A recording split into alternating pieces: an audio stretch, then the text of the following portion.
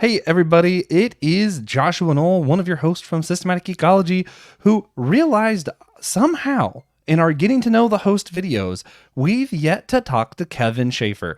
So, today, we're going to help you get to know Kevin. Hopefully, you already know him. But if you don't, if this is your first time on our YouTube page, you scroll down and you want to know everybody, well, this is going to be a blast. Kevin is one of my favorites of like, we do like first gen, second gen, like I feel like a third gen systematic ecology host. Oh man, it is great to have you on, Kevin. How's it going?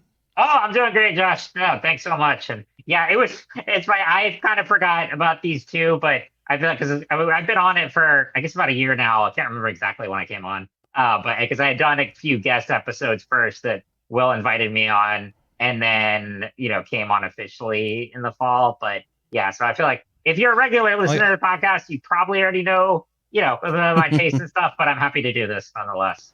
Yeah, yeah. I know last summer we were doing a few comic book catch ups and some Yes. what's the news stuff. And I think it was like because you've been like adjacent to the show long enough, because even before that, you did a comic book catch up like the year before that. Yeah, yeah, yeah, yeah, So it's like for us, we've known Kevin a long time. yeah. And then we're like, wait a minute, we haven't done getting to know. So we're gonna do the getting to know you. Right on. Um, these usually just really quick, asking some questions, maybe just helping people who don't know us. So first things first, I think is fun to talk about our avatars on the show. So if you look at the show's logo, you see everybody has their own avatar, and even on some of the episodes, we throw up the avatars of who's on that episode.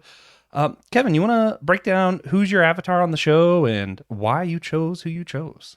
Yes. So I picked Kanan Jarrus from Star Wars Rebels, one of my favorite characters in the Star Wars universe. And there's actually a reason I picked it for this podcast specifically. It kind of aligned like with, I would say, a lot of my journey faith-wise, because I've like talked about before that like I'm on the more progressive end. I was raised in a very conservative evangelical church, and there's a long story there of kind of like how my views have evolved. But I when I was thinking of a character to kind of mirror that and who like really I like as someone who is like true to their values uh, and also empathetic and just like the kind of Jedi I would want to be in that universe, I think of Kanan because he does depart from sort of the dogmatic principles of the old Jedi Order. Not necessarily in a spiteful way, but he's trying to create something better for the future.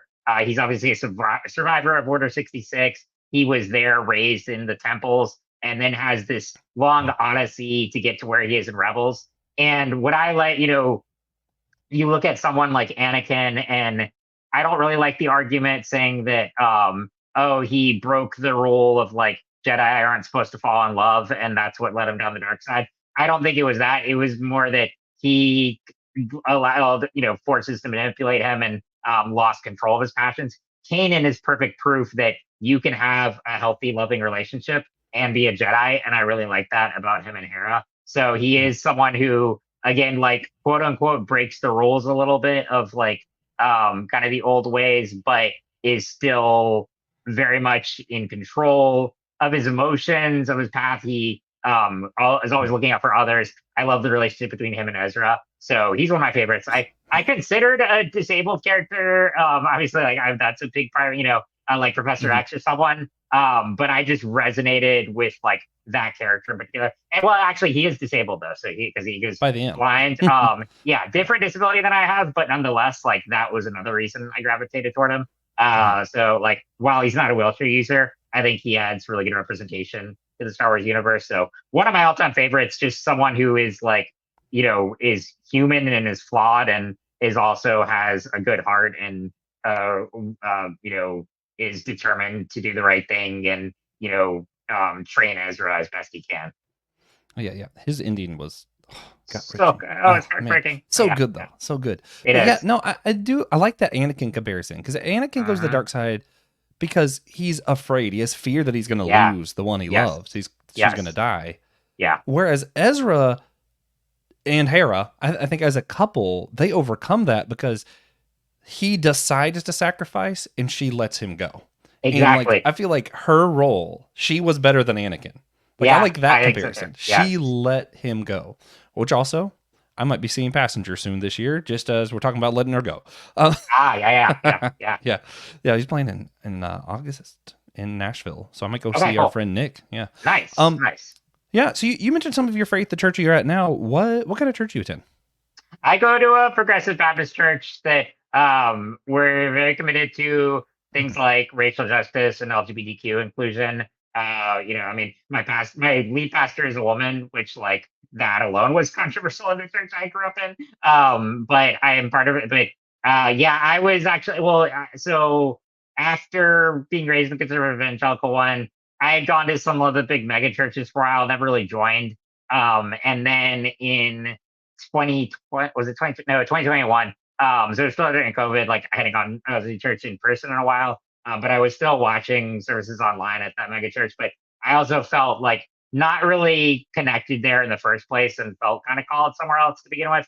And then there was a Mhm. big scandal at that church, and that pushed me away from that Yeah, completely. that'll do it. Yeah, that'll do. And like, but I think for me, I mean, I know a lot of people who they've been through stuff like that, and they just kind of leave the church altogether. And I mean, I'm empathetic toward that because, like, you see so Mhm. much corruption, it's hard not to be jaded. But that was why I was really glad I found Greenwood, which is actually right Mhm. across the street from my house.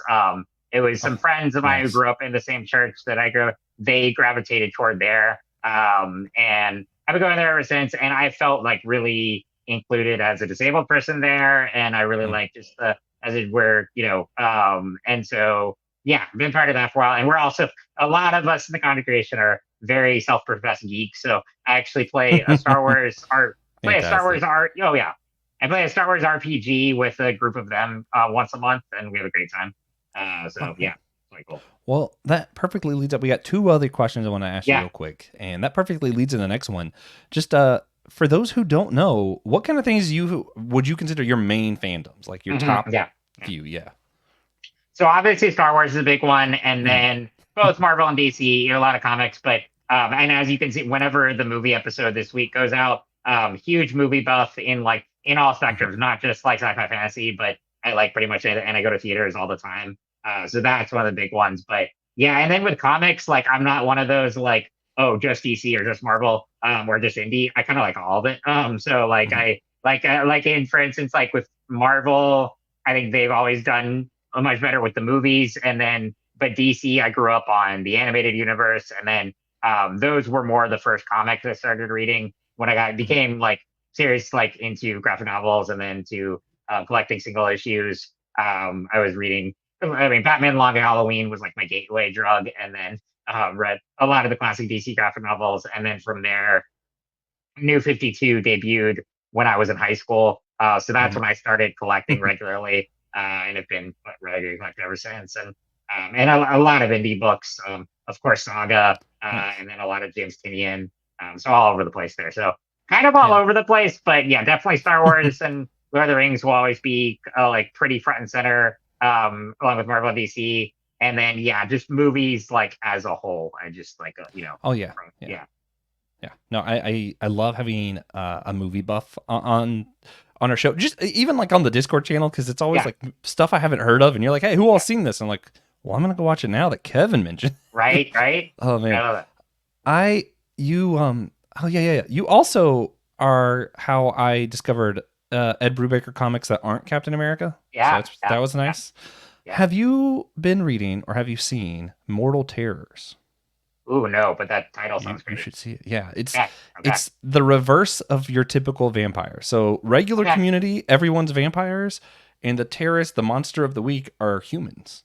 Ooh, I So like it's that. fun. Yeah, it's pretty great. Okay, Dracula is the leader of the humans in this, so okay. that's fun. Ooh, that's fun. I Yeah, will definitely yeah, check but that have out. fun with it. Yeah. So, last question: just when you're not on SG hosting the show, what are you doing? What do you do Mhm. outside of podcast world? Yeah. So, career wise, I work for a digital media company that's focused on rare diseases. So I've been there. It's a company called BioNews Inc. And I've been there for 7 years. So I started as a columnist for our SMA site, which SMA is the neuromuscular condition that I have. So I write a lot about just my life living with SMA, and a lot of usually irreverent stories in there and a lot of pop culture references. But I work in management at the company, and then so I get to do a lot of writing and podcasting in that sphere as well, which is fun. And then and yeah, and very active like disability wise. So like because in addition to Fire News, I'm involved with the SMA nonprofit, which we actually have a conference next week. So I'm going to that, and I do that every year, and I do panels there. So pretty much, I mean, that's the thing. Like media is pretty much constantly a part of my life, like both like for this and then Yeah. with work. Different subsets of it, but that's a big tenet of my life. And then and yeah, I love going to movies, reading, going to live theater as well. Oh, And that is you know, nice. yeah, oh yeah, and Been just a like long time. yeah, yeah. I just saw Lion King at DPAC the other day. It was Ooh, so good. Oh my gosh. Yeah. nice, nice. Yeah, I've always wanted to go to Broadway. When I was younger, we used to because I grew up a little bit in DC, not long, but Mhm, we have mhm, family friends there, so we go there like a lot during the summer or during like Christmas time, mhm. and we would go to the why can't I think of the name of the theater there where Lincoln I was know what you're shot? talking about because I passed it when I was in DC last time, but I don't know It's the a name off the top beautiful of my head theater. either. It's great. Yeah, yeah, yeah, I've yeah, yeah. been dying to take my wife to see A Christmas Carol there because Yeah, that would that's be good. something. Yeah. Yeah. Oh man. Anyway, yeah. Did you have any other notes or anything that you think that just people need to know about Kevin as they hear your voice and see you around on SG? That's kind of like the overview. I mean, if you really want to get to know, like, I mentioned my column there, so it's called "Embracing My Inner Alien," and it's on SMANewsToday.com. So happy to plug that. But that you can get a very like deep insight to me because I write literally about my personal life and Mhm. living with SMA. And I have like more than 300 something columns there. So you can check that out. And then other writing spliced throughout the internet, and then a lot I work on my own. So yeah, I'm on different places online. You can follow me on Instagram too. But yeah, no, Mhm. happy to be here. And thank you to everyone who listens. We have a fun time here. Oh yeah, yeah. It's always a blast when Kevin's on, and I'm really excited to have him be a part of this year's SG Drive-In series. Last year, I think you officially joined a little too late, so now it's cool. I know Yes, we're gonna get some yes. fun movie picks with Kevin Oh involved, so it's gonna yes, be good. that'll be a blast. Yeah. Man, yeah, yeah, yeah. If you text me a link to your column, I will put Can that do down that. below in the description if for people on YouTube who want to go check it out. Will do. Awesome, Yeah. awesome.